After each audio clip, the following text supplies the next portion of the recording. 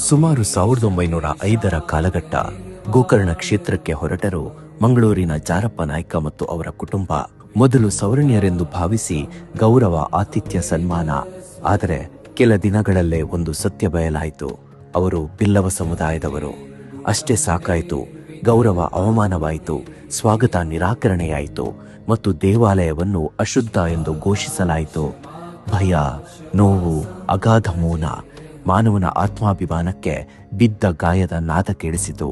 ಈ ಅಸಹನೀಯ ಅವಮಾನಕ್ಕೆ ಪರಿಹಾರ ಹುಡುಕುತ್ತಾ ಸಾಹುಕಾರ ಕೊರಗಪ್ಪ ನೇತೃತ್ವದಲ್ಲಿ ಶೆಡ್ಡೆ ಐತಪ್ಪ ಪೂಜಾರಿ, ಕೋಡಿಯಲ್ಬೈಲ್ ಸೋಮಯ್ಯ ಮೇಸ್ತ್ರಿ, ಬಿ ಸೋಮಪ್ಪ ಇವರು ಶರಣಾಗಿದ್ದು ಶಿವಗಿರಿಯ ಬ್ರಹ್ಮಶ್ರೀ ನಾರಾಯಣ ಗುರುಗಳ ಬಳಿ. ಅಂದು ಗುರುಗಳು ನೀಡಿದ ಉತ್ತರ ಒಂದು ಉತ್ತರ ಮಾತ್ರವಲ್ಲ, ಅದು ಇತಿಹಾಸದ ತಿರುವು.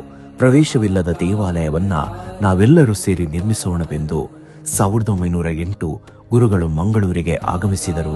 ಕುದ್ರೋಳಿಯಲ್ಲಿ ದೇವಾಲಯಕ್ಕೆ ಸ್ಥಳವನ್ನು ಆಯ್ಕೆ ಮಾಡಿ ವೆಂಕಟೇಶ ಶಿವಭಕ್ತಿ ಯೋಗ ಸಂಘವನ್ನ ಆರಂಭಿಸಿ ಸಂಘಟನೆಗೆ ಅಡಿಗಲ್ಲು ಹಾಕಿದರು.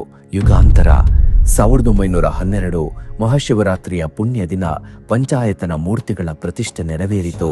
ಆ ಕ್ಷಣ ಮೌನವಾಗಿ ತೆರೆಯಿತು ಗರ್ಭಗುಡಿಯ ಬಾಗಿಲು.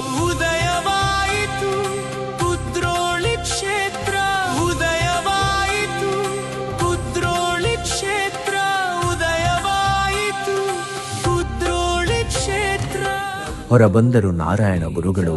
ಅದು ಕೇವಲ ಒಂದು ಶಿವಲಿಂಗದ ಪ್ರತಿಷ್ಠೆಯಲ್ಲ, ಅದು ಸಮಾನತೆಯ ಘೋಷಣೆ, ಮಾನವೀಯತೆಯ ಪ್ರತಿಷ್ಠೆ, ಆತ್ಮಗೌರವದ ಸೂರ್ಯೋದಯ.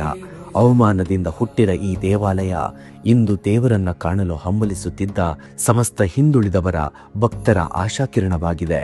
ಮಾನ್ಯ ಜನಾರ್ದನ ಪೂಜಾರಿಯವರ ನೇತೃತ್ವದಿಂದ ಜಗದ್ವಿಖ್ಯಾತಗೊಂಡಿತು. ಗೋಕರ್ಣನಾಥ ಕ್ಷೇತ್ರ ಒಂದು ದೇವಾಲಯವಲ್ಲ, ಒಂದು ಸಾಮಾಜಿಕ ಕ್ರಾಂತಿ, ಒಂದು ಯುಗಾಂತರದ ಬೆಳಕು, ಒಂದು ಮಾನವ ಘನತೆಯ ಶಾಶ್ವತ ಸಂಕೇತ. ಇದೇ ನೆನಪಿನೊಂದಿಗೆ ಮತ್ತು ಶಿವಗಿರಿ ತೀರ್ಥಾಟನೆ ಶತಮಾನೋತ್ಸವ ಆಚರಿಸುತ್ತಿರುವ ಸಂದರ್ಭದಲ್ಲಿ ಇದೇ ಫೆಬ್ರವರಿ 21ರಂದು ನಡೆಯಲಿದೆ ಕುದ್ರೋಳಿ ತೀರ್ಥಾಟನೆ. ನಮ್ಮ ನಡಿಗೆ, ಶ್ರೀ ಗುರುವಿನಡೆಗೆ. ಬನ್ನಿ, ಜೊತೆಯಾಗಿ ಸಮಾಜದ ಬೆಳಕಿನಡೆಗೆ ನಡೆಯಲಿ ನಮ್ಮ ಪಯಣ.